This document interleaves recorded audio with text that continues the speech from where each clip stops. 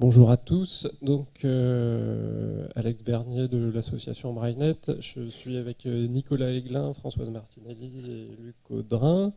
On vous présente une session sur les actualités 2018. On a choisi de faire ce type de présentation pour essayer de montrer un peu la diversité dans le domaine de l'accès aux livres et à la lecture et montrer qu'il se passe des choses. Voilà, donc on a pris l'année 2018 et on s'est mis à la recherche d'événements qui se sont passés durant l'année, qu'on va vous présenter très brièvement, un par un, voilà, pour vous faire une sorte de bilan et pour vous donner une idée de toute la diversité de ce qu'on a pu avoir l'année dernière. Est-ce que la présentation est... La présentation est lancée, magnifique. Alors, je vais commencer. Le 29 janvier 2018 est sorti l'outil ACE, la version 1.0 de l'outil ACE, développé par le consortium DAISY. ACE est un outil qui permet de vérifier l'accessibilité de livres au format EPUB 3, enfin en tout cas une partie des critères d'accessibilité. Et ça c'est très important parce que ACE est un outil automatique qui est intégré aujourd'hui chez de plus en plus de producteurs de livres, notamment des prestataires qui travaillent pour les éditeurs, les compositeurs, qui font des livres au format EPUB, les contrôlent aujourd'hui de plus en plus grâce à cet outil. Toujours au début de l'année, on a eu du côté de Bookshare, une bibliothèque américaine, une bibliothèque numérique américaine, un passage symbolique. Le catalogue a atteint les 600 000 références. C'est important, déjà parce que ça donne une idée de ce qui est disponible à l'étranger, et ça permet aussi de comparer la France avec ce qui se passe ailleurs.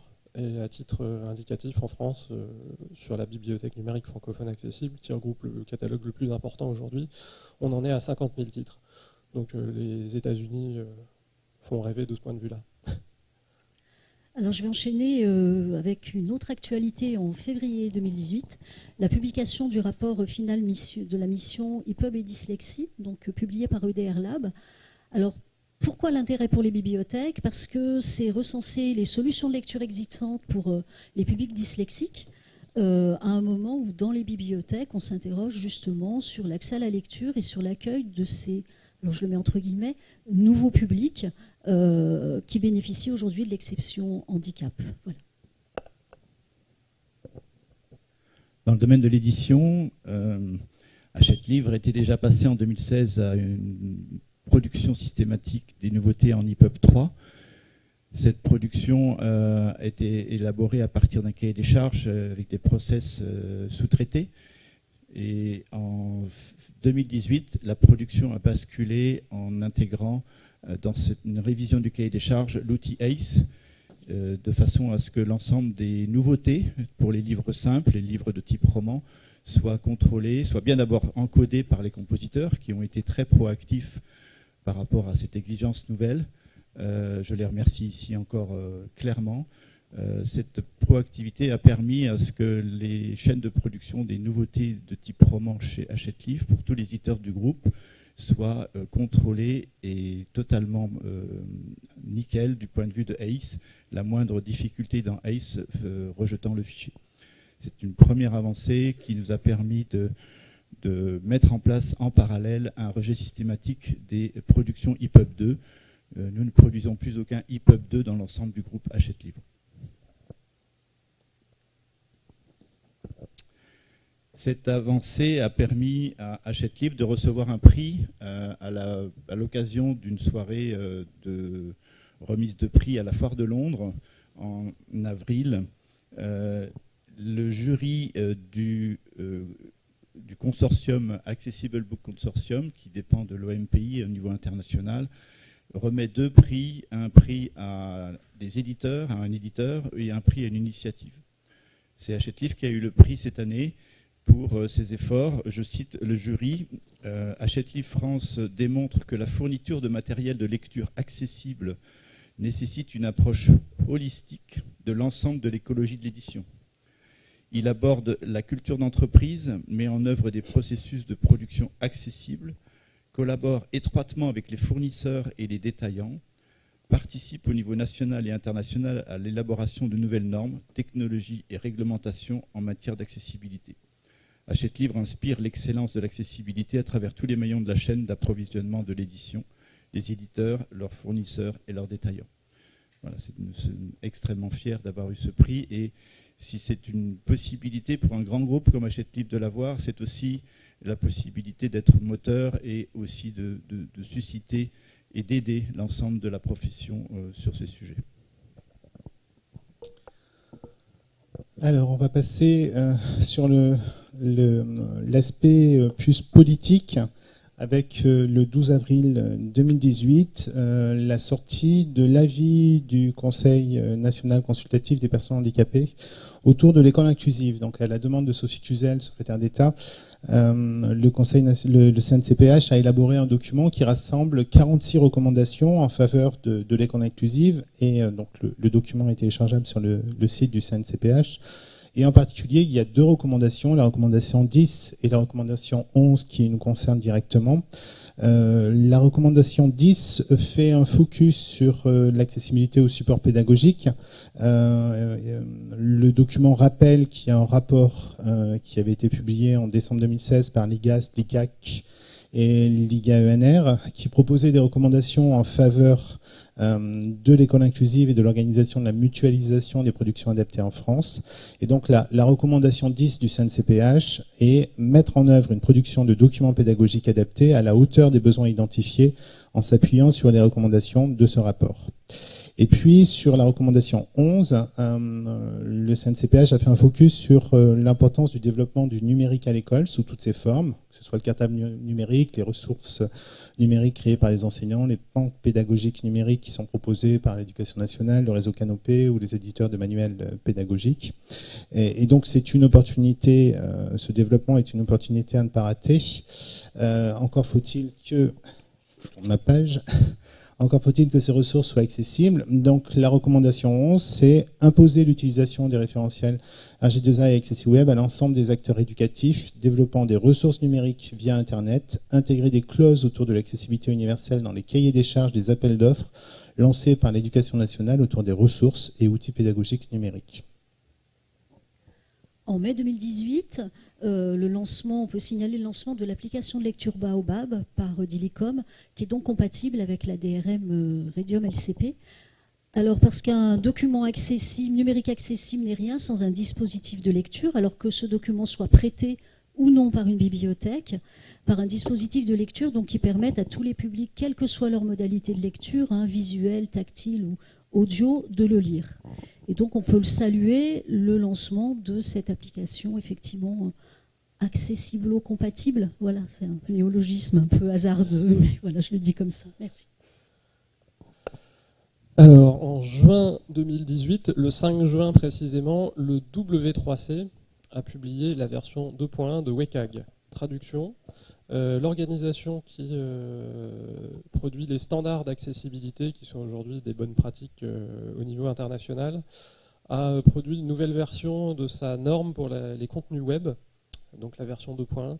Et ce qu'il y a de notable dans cette nouvelle version, c'est la prise en compte des mobiles, donc un usage très important qui s'est développé depuis ces dernières années. La dernière version, la WCAG 2.0, datait de 2008. Donc le mobile n'était pas encore aussi utilisé que ce qu'il est aujourd'hui.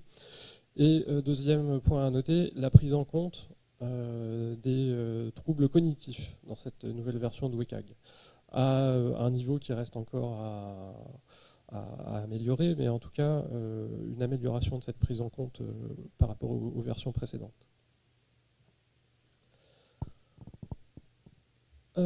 Toujours en juin 2018, Brainnet a fêté ses 20 ans. Merci. Donc un cocktail intéressant. Bon, qu'est-ce qu'il y a à dire là-dessus? Juste ce qui était révélateur, c'est que lors de cette journée, on a organisé un certain nombre de tables rondes, dont une qui a regroupé le président du consortium DESI, Jesper Klein, Luc Audrin du groupe Hachette, donc, et Françoise Martinelli de l'Université de Lyon. Ça nous semble important de mentionner ça parce que c'est quelque chose qu'on n'aurait pas forcément vu il y a une vingtaine d'années, donc ça montre quand même qu'il y a une prise en compte de plus en plus large et de l'ensemble des professionnels concernés des besoins en termes d'accessibilité. Dans le domaine de l'édition, Claire l'a mentionné, le groupe Normes et Standards au sein de la commission numérique du syndicat national de l'édition fait un énorme travail.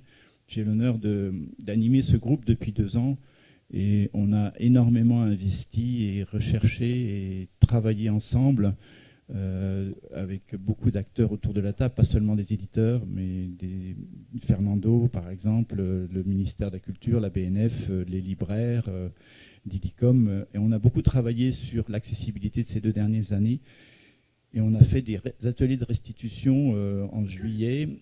Celui de juillet 2018 était extrêmement riche et notre objectif c'est de faire passer vers les membres adhérents du syndicat national de l'édition, donc les éditeurs, les messages qui permettent d'envisager qu'il y ait une adoption à la fois très concrète, pratique, mais aussi très possible de l'accessibilité dans la fabrication des livres numériques, de façon à ce que les étapes soient franchies pas à pas. Il ne s'agit pas aujourd'hui d'aboutir à un 100% d'accessibilité, du 100% de catalogue, mais nous ne sommes plus à 0%, et ça, nous en réjouissons énormément.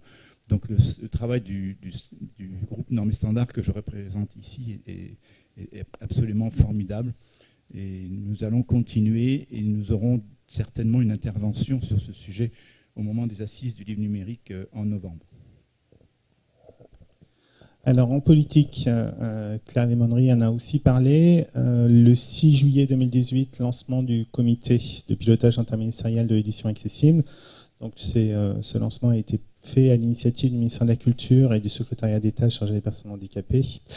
Et le rôle de ce comité sera d'affirmer un consensus autour d'une stratégie commune, de s'accorder sur un calendrier, des objectifs opérationnels et une méthode de travail, puis de réaliser un bilan périodique des actions entreprises et des progrès réalisés. Et un autre secteur extrêmement important dans la normalisation et la standardisation des outils techniques et des formats de fichiers, c'est le W3C qui est en charge actuellement l'ensemble de la standardisation publishing, donc de l'édition. Un certain nombre de groupes sont présents là et le groupe le plus important, le Publishing Business Group, a lancé une campagne extrêmement importante pour réviser l'outil majeur de production d'EPUB. Vous avez vu comme il est important de publier en EPUB 3 pour que l'accessibilité soit mise en œuvre. L'EPUB 3 doit être vérifié avant qu'il soit vérifié en accessibilité, vérifié dans sa structure, et l'ensemble des acteurs de production et de distribution utilisent un outil EPUB Check pour cela. Malheureusement, cet outil était un peu en errance depuis l'année 2016, et le Publishing Business Group du W3C a lancé un appel d'offres et a sélectionné un acteur pour faire une révision très importante et très profonde de cet outil, et ça a été lancé en fin septembre. En parallèle, l'acteur qui a été sélectionné donc pour faire cette révision, c'est le DESI Consortium, qui connaissait déjà bien l'outil, mais en parallèle, il faut financer ces travaux, et un appel de fonds a été lancé, et vous aurez le lien vers cet appel de fonds dans les comptes rendus. Il s'agit que chacun, de par le monde, il y a à peu près 136 000 $ à couvrir. On a couvert plus de la moitié avec des financements extrêmement importants, par exemple de la part de Google, de Ingram, de Hachette Livre par exemple, mais aussi des financements beaucoup moins importants, mais c'est la quantité qui va être importante, la quantité de financeurs, même si ce sont des sommes faibles. Donc tous les acteurs qui utilisent EPUB Check d'une façon ou d'une autre sont invités à contribuer à la vie et à la validité de cet outil. Alors on passe en octobre avec lors de l'Assemblée générale de l'Organisation mondiale de la propriété intellectuelle, l'Union européenne qui a ratifié le traité de Marrakech, qui engage ainsi les 28 pays membres à respecter ces dispositions. Donc avec la signature de l'Union européenne, c'est donc maintenant 70 pays qui se sont engagés dans la mise en œuvre des dispositions du traité. Alors pour rappel, le traité de Marrakech vise à lutter contre la pénurie de livres en demandant aux parties contractantes de prévoir dans leur législation nationale des clauses autorisant la production d'œuvres publiées dans des formats accessibles, tels que le braille, les textes numériques, les fichiers audio ou les gros caractères, par des organismes appelés entités autorisées qui œuvrent en faveur des personnes ayant des difficultés de lecture des textes imprimés. Et il permet aussi l'échange transfrontière de textes accessibles sans qu'il faille demander l'autorisation du titulaire du droit d'auteur. Alors en octobre 2018, en fait, les recommandations pour une diffusion du livre numérique par les bibliothèques publiques a fait l'objet d'un commentaire, deux commentaires de la part du réseau Carrel. Donc en 2014, les recommandations prévoient que les catalogues de livres accessibles aux personnes handicapées dans les bibliothèques publiques doivent converger avec l'offre proposée à tous les usagers. Donc c'est un horizon, un objectif. Et en 2018, les commentaires faits par le réseau Carrel sont les suivants.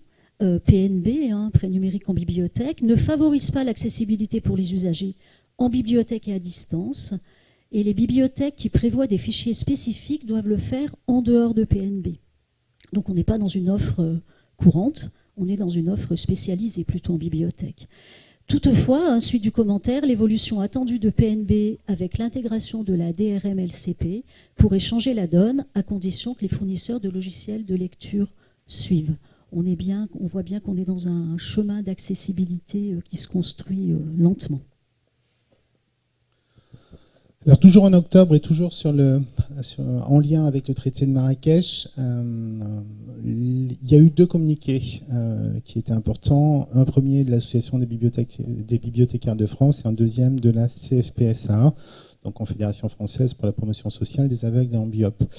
Le premier communiqué, donc de l'ABF, rappelait son attachement aux objectifs poursuivis par le traité de Marrakech et en particulier rappelait que ce traité établissait très explicitement que l'ensemble des bibliothèques françaises, publiques ou associatives, doivent bénéficier de l'exception handicap sans besoin préalable d'une demande d'habilitation lorsqu'elles répondent à la définition d'une entité autorisée au sens du traité. La loi Liberté de choisir son avenir professionnel, donc qui date du 5 septembre 2018, nécessitait un décret pour mettre en application l'article 81 sur la transposition de la directive Union européenne qui rend elle-même opérationnel le traité de Marrakech pour l'ensemble des pays membres. Et donc l'Association des bibliothécaires de France demandait à ce que cette disposition transparaisse expressément dans le décret pris en application de cet article. La CFPSA, en octobre, a aussi fait un communiqué sur ce sujet-là et donc a réaffirmé son attachement à une application sans limitation inutile du traité de Marrakech. Elle rappelle en particulier que le traité de Marrakech ainsi que la directive européenne établissent très explicitement que l'ensemble des 6000 bibliothèques françaises publiques ou associatives doivent bénéficier de l'exception handicap prévue par le traité sans besoin préalable d'une demande d'habilitation lorsqu'elles répondent à la définition d'une entité autorisée au sens du traité. Voilà, donc ces deux organismes ont fait la demande que dans le décret, cette disposition soit clairement intégrée. Alors en novembre 2018, le 6 novembre précisément, la société Mobidis, qui est une PME nantaise, a reçu un prix de l'utilité sociale décerné par Harmonie Mutuelle et la MGEN. Ceci pour dire que le travail sur l'accessibilité, ça ne concerne pas nécessairement que les grosses structures et qu'on a aussi tout un tissu d'acteurs, parfois des acteurs indépendants, des petites entreprises qui y participent et qui sont reconnus pour ça. Mobidis développe une application de consultation de livres numériques optimisée pour les personnes 10 et aussi produit des adaptations, des livres accessibles en collaboration avec des éditeurs. Dans le domaine de l'édition, l'avancement des travaux sur l'outil EPUBcheck a produit une première version, la 4.1, qui est sortie fin novembre 2018. Les travaux continuent, en particulier pour valider la dernière version rédigée par l'ensemble des acteurs de standardisation sur l'EPUB, qui sera la 3.2. Et les travaux continuent pour une version définitive fin mars, vous serez tous sollicités pour faire des tests, vérifier que les versions bêta fonctionnent bien. De ce point de vue-là, on a un avancement très, très fort et très marquant. Les 3 et 4 décembre 2018, la Fédération des aveugles de France a organisé ses journées annuelles d'études sur les nouvelles technologies de l'information et de la communication. Elle les organise chaque année depuis 6 ou 7 ans, je crois.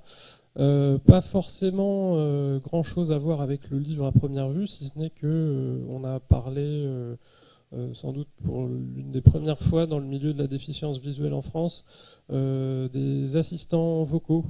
Et donc de leur potentiel pour améliorer l'accès à l'information en général pour les personnes aveugles et malvoyantes, et peut-être aussi dans les mois ou dans les années à venir pour participer à l'accès aux livres.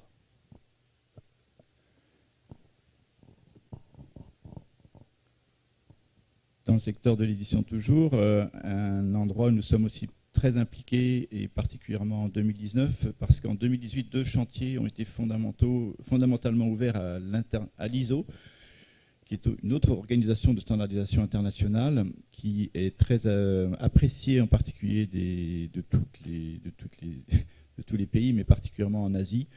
Il y a 2 chantiers fondamentaux. Un premier chantier qui est EPUB Accessibility, donc une normalisation à l'ISO de l'accessibilité du format EPUB, à partir de ce qui a déjà été publié, l'EPUB Accessibility 1.0 par le DESI Consortium, c'est-à-dire que ces règles techniques vont devenir, vont être labellisées à l'ISO, donc c'est extrêmement important. Et en même temps, dans ce même paquet de standardisation, LCP, la DRM développée, interopérable et accessible par le DR Lab, va être aussi mise en chantier à l'ISO. Donc ça veut dire qu'on aura une reconnaissance internationale, un label international de standardisation de cette DRM qui va permettre l'accessibilité pleine des ouvrages publiés par les éditeurs. Alors en décembre 2018, une autre application de lecture est accessible, l'application LISA. Donc les choses bougent et on aura bientôt le choix. On aura le choix. Et enfin, pour terminer l'année 2018, le décret 2018-1200 du 20 décembre 2018 est sorti, donc relatif à l'exception en droit d'auteur, aux droits voisins et aux droits des producteurs de bases de données en faveur des personnes atteintes d'un handicap. Donc il revoit bien certaines restrictions qui concernaient l'application des textes, et en particulier il supprime le régime d'autorisation préalable applicable aux personnes morales et aux établissements souhaitant recevoir et mettre des documents adaptés à la disposition d'un organisme sans but lucratif établi dans un autre État.